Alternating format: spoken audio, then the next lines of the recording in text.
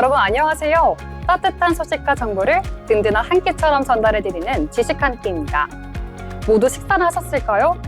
누군가에겐 평범한 한 끼지만 누군가에겐 하루를 버텨낼 유일한 이유일 수 있습니다. 오늘 박하인, 김유빈 아나운서와 함께하겠습니다. 안녕하세요. 안녕하세요. 네, 5월은 가정의 달이잖아요. 혹시 가족들과 함께 한 끼 든든하게 보내셨을까요? 네, 저는 가족들이랑 같이 고기 먹으러 갔습니다. 그래서 맛집도 찾아가지고 웨이팅까지 하면서 네, 미리 이제 웨이팅 걸어놓고 이제 또 근처 카페 갔다가 고기 먹고 이렇게 좀 알차게 보냈습니다. 네, 부모님이 정말 좋아하셨을 것 같은데요. 맞아요. 특히 고기까지 든든하게 드셨네요. 맞아요. 네, 효빈 아나운서도 드셨을까요? 네, 저 같은 경우도 이제 독립을 하다 보니까 가족들 얼굴 보기가 쉽지 않은데요. 그래서 다 같이 시간을 맞춰서 밥 한 끼 먹었습니다. 저 같은 경우는 이제 양식 먹었습니다. 피자랑 파스타. 네. 네, 다들 든든하게 드셨는데요. 저도 역시 가족들과 함께 소고기를 든든하게 먹고 왔습니다. 그래서 정말 몸보신이 된 것 같은데요. 그럼 오늘도 기분 좋게 한번 시작해 보겠습니다. 여러분의 마음까지 따뜻하게 채워드릴 한 끼 소식 시작해 볼 텐데요.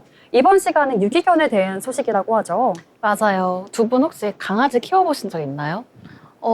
저는 지금은 키우지 않고요. 어릴 적에 이제 유학 생활을 했는데 거기서 이제 홈스테이 하던 곳에서 강아지 2마리랑 고양이 1마리를 키워가지고 한 2년 동안 굉장히 행복하게 지냈던 기억이 있습니다. 근데 현재는 키우지 않고 있습니다. 근데 저는 강아지를 키워본 경험은 없는데요. 병아리를 키워봤습니다. 병아리요? 언제요? 초등학생 때, 초등학교 앞에서 병아리를 저도 키웠는데요. 키워본 적 있어요. 네, 저도요. 초등학생 때 약간 국룰인가 봐요. 맞아요. 그렇죠. 네, 그렇습니다. 강아지를 딱히 키워본 경험은 없는데요. 혹시 오늘 전해질 소식은 더 어떤 게 있을까요? 네. 일단 저도 강아지를 키워본 적은 없고 너무 좋아해서 영상 자주 보고 이제 새언니가 강아지를 키우셔서 이제 한 번씩 돌봐주러 가는데요. 그러다 보니까 이 강아지에 대한 소식들 약간 관심이 많아지고 유기견에 대한 소식들도 관심이 많아져서 관련 이야기들 좀 나눠보면 좋을 것 같아서 오늘 가져왔습니다. 먼저 유기견은 여러분들도 아시다시피 주인이 버려서 길거리에 떠도는 개들을 의미하는데요. 사실 어떤 이유에서건 기르는 동물들을 유기하는 건 현행법상 불법인데요. 동물 유기 시에는 형사처벌까지 받을 수 있는 아주 심각한 문제입니다. 네, 저도 이런 소식들 들으면 마음이 굉장히 무거워지는데요. 절대로 해서는 안 될 행동입니다. 그럼에도 불구하고 사실 유기견이 계속 발생하고 있다고요? 맞아요. 정부 통계를 이제 살펴보면 연간 약 10만 마리에 가까운 유기견이 발생하고 있는데요. 이 수치는 지자체에서 관리하는 보호소 현황만 집계된 건데도 이렇게 많다고 합니다. 사실상은 훨씬 더 많을 수도 있겠죠. 약간 생각만 해도 좀 마음이 아픈 현실인데요. 그래도 요즘 반려동물 키우는 분들도 늘어나고 있고 강아지를 정말 사랑하는 분들도 많아지고 있어서 그만큼 유기견 봉사활동이나 유기견 캠페인 등이 활발하게 진행되고 있습니다. 네, 저도 유기견 보호센터가 있다는 건 대략적으로 알고 있었는데요. 궁금한 점이 이런 센터들에서 입양 문화까지 이루어지고 있을까요? 네, 보호센터에서도 이제 입양이 이루어지고 있더라고요. 예를 들면 광주 동구에서는 도심형 유기견 입양센터를 시범 운영했습니다. 동구에서 유기돼 광주시 동물보호소에 입소한 85마리 중에서 입양되지 않은 유기견을 대상으로 이 입양 문화를 확산하기 위해서 이렇게 센터를 시범 운영했다고 합니다. 빠르면 7월 달에 시민 접근성이 높은 충정로 인근에 개소할 예정이라고 하고요. 운영비는 지난해 고향사랑기부제 지정 기부를 통해 모인 기금을 활용한다고 해서 더 뜻깊지 않나 싶습니다. 이런 운영을 통해서 반려동물 인식 개선 사업까지 이 시민들 인식과 참여도에도 굉장히 크게 기여가 되고 있습니다. 네, 정말 뜻깊은 캠페인이네요. 근데 이거 말고도 강아지의 주인을 찾아주는 또 다른 캠페인들이 있다고요? 네, 또 다른 사례로는 정읍에서 진행됐던 유기동물 입양 캠페인이 있는데요. 이건 4월 달에 한창 벚꽃 필 때 진행이 됐었어요. 정읍천변 어린이 축구장에서 이 벚꽃 축제가 열릴 때 시민과 관광객을 대상으로 동물보호소 홍보랑 입양 문화 확산을 위한 캠페인을 열었습니다. 캠페인 부스에서는 시 동물보호소에서 보호 중인 유기견 20마리가 직접 동행했고요. 현장을 찾은 반려인과 예비 반려인들의 관심이 매우 높았다고 해요. 결과적으로는 18마리가 새로운 주인을 만나기도 했습니다. 특히 이날 행사에서는 반려동물을 동반한 관광객들을 위한 무료 건강 상담도 함께 진행돼서 반려동물과 함께하는 건강한 삶을 지원하는 의미 있는 캠페인이었습니다. 또 정읍시 동물보호소에는 유실이나 유기동물을 반려 목적으로 입양할 경우 캔넬, 방석, 간식 등 20만 원 상당의 입양 물품과 15만 원의 입양비도 지원하고 있다고 합니다. 이렇게 지역 곳곳에서 유기견들을 위한 입양 캠페인이 다양하게 진행되고 있는 걸 확인할 수 있었습니다. 네, 입양뿐만 아니라 다양한 물품까지 챙겨준다는 점이 굉장히 인상 깊은데요. 그렇다면 특히 이번 달에 예정되어 있는 캠페인이 있을까요? 물론이죠. 제2회 핀피 입양제인데요. 들어보셨나요? 핑피. 저는 못 들어봤습니다. 저도 그쵸? 처음 들어봅니다. 인천에서 열린다고 하는데 5월 17일에 열린다고 해요. 이 핀피 입양제는 유기동물 임시보호 플랫폼인 핀피 바이러스가 주최하는 행사입니다. 입양 홍보 기회를 얻기 어려운 임시보호견과 유기견 입양에 관심이 있으나 직접 만날 기회가 좀 부족해서 입양을 망설여왔던 예비 입양자를 연결하기 위한 기회의 장이 될 걸로 보이고요. 인천 다남숲 멍빌리지에서 개최됩니다. 강아지들 레드카페 퍼레이드랑 입후보견 만남, 멍동회, 바자회, 중고장터 등이 준비되어 있고요. 지난해에는 무려 90여 마리 입후보견과 300명 넘는 방문자가 모였다고 해요. 올해는 입후보견 100마리, 입양 희망자 400명 이상이 참여할 걸로 예상됩니다. 네, 숫자로 들으니까 정말 많은 분들이 관심을 갖고 있는 행사네요. 특히 레드카페 퍼레이드 너무 귀여울 것 같은데요? 맞아요. 네, 레드카펫 퍼레이드라고 하니까 그러면 이렇게 레드카펫에 강아지들이 이렇게 달리고 있는 걸까요? 맞아요. 이 빨간색 레드카펫에서 네. 강아지들이 정말 퍼레이드하는 정말 귀여운 퍼레이드입니다. 네, 정말 귀여울 것 같은데요. 그렇게 많은 사람들이 참여하고 있다는 것만큼 정말 이런 다양한 프로그램들이 또 뭐가 있을지 참 궁금하고요. 그렇다면은 이런 유기견들을 위한 기부까지 혹시 있을까요? 네, 개인적으로도 유기견에 관심 많으신 분들은 기부를 진행하고 있고요. 단체에서도 기부를 하는 경우가 많았습니다. 그중에서도 수의사들이 직접 설계한 플랫폼인 프롬벳이 있더라고요. 프롬벳은 매년 전국 각지 유기견을 위해서 따뜻한 나눔까지 실천하고 있다고 하는데요. 프롬벳이 이제 수의사들이 아무래도 반려동물의 건강을 누구보다 가장 잘 알고 있잖아요. 그래서 최적의 사료와 종합 비타민 등 영양제들을 개발하고 있다고 합니다. 올해에도 유기견 보호단체 어독수에게 사료와 간식, 영양제 등을 기부했습니다. 네, 듣다가 보니까 그럼 유기견들을 위한 영양제 참 궁금한데요. 저희가 비타민 C, D 이렇게 챙겨 먹듯이 유기견에게도 필요한 영양소가 있다는 게 그럼 어떤 게 있을지도 참 궁금해지기도 하는데요. 그거는 추가적으로 또 찾아보겠습니다. 그러면 이렇게 말하면서 또 개인적인 기부 활동이나 그리고 단체 기부 활동들이 좀 중요할 것 같은데요. 혹시 두 분은 혹시 유기견 봉사 해보신 적 있으실까요? 저는 해본 적은 없습니다. 그래서 원래 예전에 한번 해보고 싶다 해서 찾아본 적은 있는데 그때는 제가 강아지를 좀 다루지 못했어요, 제대로. 근데 못 다루는 상태에서 봉사를 하면 뭔가 민폐일 수도 있고 괜히 잘 그쵸, 못할까 봐 네. 이게 함부로 되진 않더라고요. 근데 이제는 좀 강아지랑 친숙해져가지고 다시 한번 해볼까 지금 생각하고 있어요. 네, 그럼 화인 아나운서는 걱정이 있으셔가지고 쉽게 맞아요. 도전을 해보지 못하신 것 같은데요. 근데 그런 마음조차가 일단 그런 기부 활동을 할 수 있는 그런 마음일 것 같습니다. 혹시 효빈 아나운서도 해보신 경험이 있으실까요? 네, 저 같은 경우는 해본 적이 있습니다. 오. 제가 고등학교 때 그 동아리를 유기견 봉사 동아리를 했었는데요.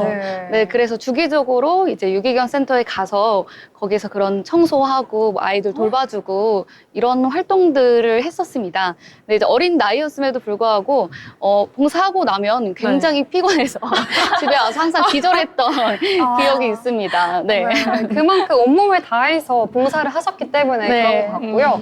근데 저도 이렇게 봉사 활동을 직접적으로 해본 적은 없고 간접적으로 해본 경험이 있는데요. 이렇게 러닝을 하면서 그렇게 유기견 그리고 동물들에게 그렇게 기부가 되는 그런 러닝, 그런 마라톤을 해본 경험이 있습니다. 그러면은 이제 이어서 또 저희끼리도 봉사활동을 한 번쯤은 가보면 더 좋을 것 같은데요. 근데 봉사활동 할 때 꼭 지켜야 할 사항들, 그런 게 있을까요? 네, 가장 중요한 거는 이제 유기견 봉사는 상처받은 동물들을 보호하고 돌보는 공간이고 봉사자는 그 안에서 잠시 머무는 보호자라는 마인드로 임하는 게 가장 중요하다고 합니다. 그래서 책임감을 가져야 하는 거는 정말 필수적이고요. 강아지와 놀 때에도 담당 간사의 지시는 필수적으로 따라줘야 합니다.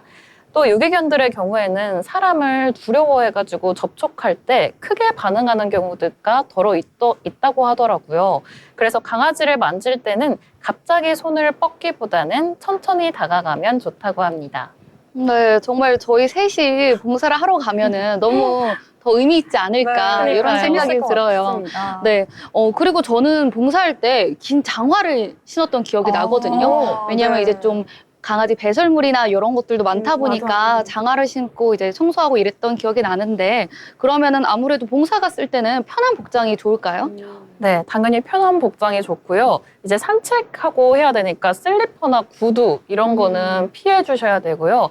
아까 효빈 아나운서가 말했던 것처럼 장화나 이제 운동화 이렇게 좀 편한 신발 위주로 착용해 주시면 될 것 같습니다. 그리고 귀걸이나 목걸이 같은 것도 강아지 발톱에 걸려서 부상 위험이 있으니까 꼭 주의해 주셔야 합니다. 네, 작은 관심과 사랑이 이렇게 큰 변화를 만드는 것 같은데요. 유기견 봉사활동조차 이렇게 세세하게 챙겨야 할 것들이 있으니까요. 그런 부분들도 꼭 기억해 주시면 좋을 것 같습니다. 여러분들의 관심이 유기견들에게 새로운 희망이 될 수 있다는 점 기억해 주시고요.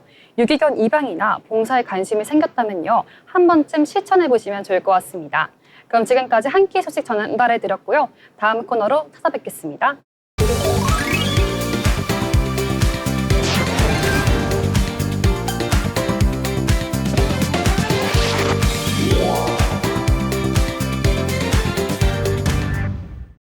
네, 이어서 두 번째 코너, 지식 한 끼입니다.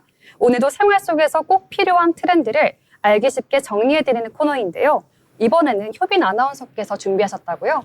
네, 오늘 지식 함께 주제는 바로 공공자전거입니다. 두 분 아나운서는 혹시 자전거 타는 거 좋아하실까요?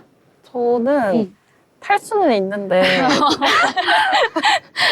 타는 방법을 알긴 하는데 네. 어렸을 적에 제가 발을 끼인 적이 있어요. 네? 아이고. 너무 큰 사고 바퀴에. 아니에요? 네. 아, 근데 크게 다치진 않았는데 네. 발을 끼인 적이 있어서 사실 음. 엄청 이렇게 애용하지는 않아요. 근데 네. 또 요새 날씨 좋다 보니까 주변에서 다 자전거 타고 다니더라고요. 그쵸. 네. 아, 그래서 저도 다시 시도를 해봐야 하나라는 그 정도 생각만 하고 있습니다. 아, 네. 그렇군요. 네.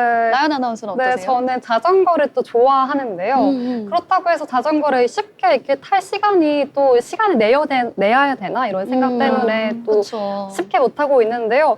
자전거를 좀 좋아해서 어렸을 때 아버지랑 같이 이렇게 초등학교에서 처음에 배우잖아요, 자전거를. 네. 네, 그런 기억이 참 좋게 남아 있습니다. 네, 맞아요. 저 같은 경우도 자전거 타는 거 굉장히 좋아해서 어릴 때도 많이 타고 지금도 좀 시간 날 때 뭐 한강 가서 타거나 이렇게 하고 있는데요. 네, 요즘 도심 곳곳에서 자전거 타는 분들이 굉장히 많습니다. 이제 자전거는 단순한 운동이나 여가 수단을 넘어서 환경, 도시교통, 그리고 라이프 스타일 전반을 바꾸는 중요한 매개가 되고 있습니다. 특히 공공자전거 시스템이 눈에 띄게 진화하면서 도시 풍경 자체가 달라지고 있습니다. 네, 저는 라이프 스타일 전부를 바꿀 정도까지 발전했는 줄은 몰랐거든요. 그리고 예전에는 그냥 가까이 보이는 곳에 있으면 탈 수 있었던 것 같은데 되게 많이 발전을 했네요. 네, 맞습니다. 서울시 공공자전거 따릉이는 2015년 도입 당시 500대로 시작을 했는데요. 지금은 무려 4만 5천여 대로 누적 이용건은 1억 건을 돌파할 정도로 많은 이들이 이용하고 있습니다. 게다가 최근에는 AI 기반 수요 예측 시스템이 도입되면서 이용자가 많은 지역에 자전거를 자동 배치해주는 시스템도 운영되고 있습니다. 시간대와 날씨, 주변 유동인구까지 고려해서 실시간으로 자전거가 옮겨진다니 이제는 똑똑한 교통수단으로 발전한 것으로 볼 수 있습니다. 따릉이 얘기가 나와서 말인데 두 분은 그럼 따릉이 타본 적 있으실까요? 네, 제가 또 따릉이 정기 구독권을 끊어가지고요. 와. 따릉이를 정말 자주 탑니다. 와. 네, 매주 주 3회 이상 정도. 네. 정말 많이 타시네요. 네, 이동할 때 위주로 버스 대신에 타고 다니면 되게 저렴해서 그렇게 그쵸, 그쵸. 이동하고 있습니다. 화인 아나운서는 타본 적이 없으실 것 같네요. 타본 적은 없지만 네. 알아요. 그래도 아마 다른 그쵸 너무 유명하니까. 서울 시민이라면 다 알지 네, 않을까 그쵸, 맞아요. 싶습니다. 맞아요. 네, 이제는 따릉이를 잘 모르는 분들이 없을 것 같아요. 서울시에서는 대중교통 사각지대를 해소하고 친환경 이동수단을 확대하기 위해 따릉이라는 공공자전거 서비스를 운영하고 있는데요. 요즘 도심 곳곳에서 초록색 자전거 쉽게 볼 수 있죠. 그만큼 앱으로 간편하게 대여가 가능하다고 합니다. 목적지 인근 대여소에서 바로 반납할 수 있어서 정말 편리하다는 평도 많습니다. 따릉이는 2015년부터 본격적으로 운영을 시작했는데요. 현재 서울 전역에 약 3,000여 개 대여소가 설치되어 있고요. 1시간권, 2시간권 아니면은 나연 아나운서가 이용한 것처럼 정기권 같은 다양한 요금제도 마련되어 있습니다. 2024년부터는 전기 따릉이도 단계적으로 확대되고 있습니다. 특히 언덕이 많은 지역이나 장거리 이동할 때 따릉이가 굉장히 유용하다고 합니다. 네, 이렇게 듣다 보니까 따릉이는 단지 친환경 교통수단이 아니라 AI를 통해서 친환경 그리고 플러스로 스마트 모빌리티로 발전한 것 같은데요. 뿐만 아니라 전기 자전거 얘기 들어보니까요. 저는 전기권을 이용하면서 자전거를 타고 올라갈 때 언덕이 있으면 참 두렵더라고요. 그래서 버스를 이용할 때도 있고 자전거를 안 타고 그냥 걸어갈 때가 많은데요. 듣다 보니까 언덕을 올라갈 때 그리고 장거리를 갈 때는 전기 자전거가 중요할 것 같습니다. 네, 그렇게 추가적으로 또 궁금한 게 있는데요. 그럼 이런 자전거가 어떤 효과를 줄지, 어떤 환경에 효과를 줄지 궁금한데 어떤 게 있을까요? 네, 대표적으로 이제 탄소 중립 실현에 큰 역할을 하고 있습니다. 서울시 발표에 따르면 따릉이 1회 이용 시 평균 180g의 온실가스를 줄일 수 있고요. 이걸 1년 단위로 보면 연간 5,000톤 이상의 탄소 절감 효과가 있다고 합니다. 자동차 대신 자전거를 선택하는 시민이 늘어날수록 우리 도시는 조금 더 숨 쉴 수 있는 공간이 되는 거죠. 네, 근데 이렇게 이용자가 많아지면 자전거 타기 편한 인프라도 함께 갖춰져야 할 것 같아요. 네, 맞습니다. 그래서 요즘 지자체들도 자전거 친화 도시로 바뀌고 있는 중인데요. 대표적으로 세종시는 국내 최초로 전동 킥보드와 자전거가 함께 다닐 수 있는 스마트 도로를 개통했습니다. 두 분은 다른 지역에서 따릉이 여행 해본 적 있으실까요? 네, 나연 아나운서만 답해 주시죠. 근데 저는 다른 지역에서 자전거 타고 여행하는 게 제 낭만이자 꿈입니다. 그래서 특히 일본이던지 그러니까 골목이 예쁜 곳에 가서 자전거를 타고 싶은데요. 그럼 정말 그 추억들이 있을 것 같아요. 맞아요. 꼭 해보고 싶어요, 정말. 저도 맞아요. 해본 적이 네. 없지만 낭만 있다라는 생각은 늘 하고 있어요. 네. 맞아요. 저 같은 경우에도 해본 적은 없지만 그런 이제 여행을 가서 아니면 일부러 자전거로 이렇게 여행을 네, 하는 그쵸. 분들도 많더라고요. 네. 그래서 한번 해봐도 재밌겠다. 음. 네, 이런 생각을 해봤습니다. 네, 그리고 창원시와 대전시도 자전거 전용 도로를 확대하면서 차 없는 거리와 슬로우존 등과 연계해 걷기와 자전거 타기를 장려하고 있습니다. 또 서울시에서는 헬멧 공유함까지 도입됐는데요. 자전거 대여소에서 헬멧까지 함께 빌릴 수 있어서 안전 문제도 훨씬 나아졌다고 합니다. 네, 헬멧 공유함까지 있다는 건 전 잘 몰랐는데요. 헬멧까지 쓰면은 안전하게 장거리까지 이동할 수 있을 것 같습니다. 듣다 보니까 혹시 해외 사례는 어떨지도 궁금한데요. 해외 사례도 있을까요? 네, 굉장히 좋은 질문입니다. 대표적으로 프랑스 파리의 벨리브, 그리고 영국 런던의 산탄데르 사이클은 전 세계적으로도 공공자전거 성공 사례로 알려져 있는데요. 파리 같은 경우는 자전거 도로 총 길이가 약 1,000km에 달하고 국가가 일부 대여 비용을 보조해 시민 부담을 낮췄다고 합니다. 특히 전용 신호등, 주차 인프라, 리턴 존이 촘촘하게 갖춰져 있어서 자전거가 진짜 교통수단으로 자리 잡았다고 합니다. 네, 우리나라랑 비교해도 인프라 차이가 좀 확 느껴지는 것 같은데요. 그런데 조금 현실적으로 생각해 봤을 때 자전거 타는 거는 너무 좋지만 비 오거나 약간 춥거나 덥거나 이러면 어떡하죠? 그렇죠. 네, 맞습니다. 그것도 절대 간과할 수 없는 부분인데요. 그래서 요즘은 접이식으로 된 전기 자전거나 방풍 커버가 설치된 모델, 그리고 날씨 예보를 기반으로 추천 경로 같은 걸 추천해주는 세심한 기술적 보완이 함께 이루어져 있다고 합니다. 서울의 일레클, 제주도의 카카오티 바이크 같은 민간 서비스도 공공 자전거와 함께 사용되면서 훨씬 더 선택권이 다양해지고 있습니다. 네, 이렇게 들어보니까요. 저도 공공 자전거를 이용하지만 이렇게까지 더 다양한 수단이 있는지는 몰랐습니다. 그러다 보니까 저도 자전거를 그렇게 많이 타는 게 아닌가 싶기도 하고요. 이런 서비스들을 더 누려보도록 노력해보겠습니다. 그리고 공공 자전거가 단지 그냥 자전거가 아니라 교통수단이 된 게 참 놀라운데요. 도시 전체 문화를 바꾸고 있는 것 같습니다. 네, 그렇습니다. 실제로 최근 공공자전거 이용 설문조사에 따르면 자동차 이용을 실제로 줄이게 됐다. 그리고 건강이 좋아졌다. 도시가 더 안전해졌다. 같은 긍정적인 응답이 절반 이상이었습니다. 공공자전거 인프라가 잘 갖춰진 지역일수록 범죄율이 낮다는 사회안전망 데이터 분석 결과도 발표됐습니다. 즉, 자전거는 도시를 더 건강하고 연결되게 만드는 구조인 것 같습니다. 네, 오늘 이렇게 이야기를 들어보니까 자전거 하나가 도시를 어떻게 이렇게 바꿀 수 있는지 조금 더 실감이 확 나는 것 같아요. 네, 맞아요. 여러분도 방송을 계기로 자전거를 좀 더 자주 타보자. 아니면 주말에 가까운 따릉이라도 타고 어디 여행을 갔다 올까? 이렇게 한번 작은 실천부터 해보시는 게 어떨까요?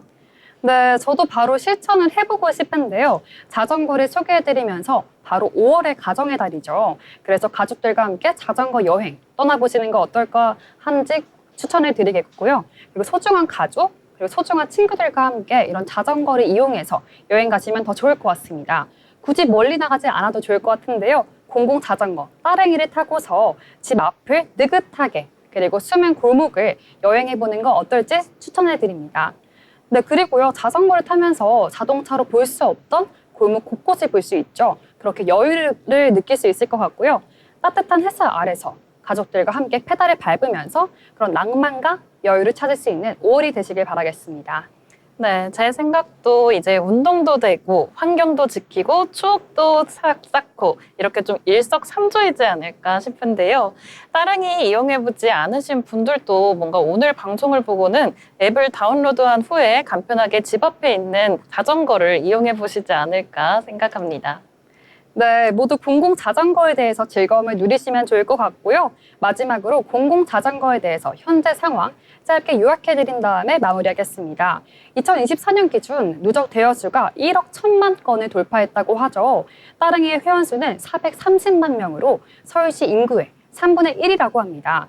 이렇게 서울시 시민의 일상이 되어버렸는데요. 외국인 관광객 전용 대여 서비스가 강화 중이라고 합니다.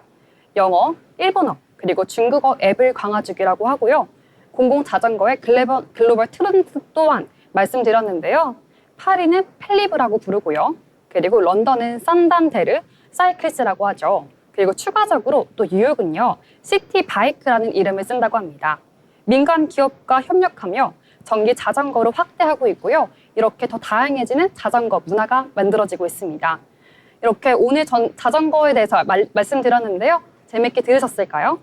오늘의 지식 한 끼는 유기견 관련 봉사와 그리고 도시를 바꾸는 두 바퀴 공공 자전거를 소개해드렸습니다.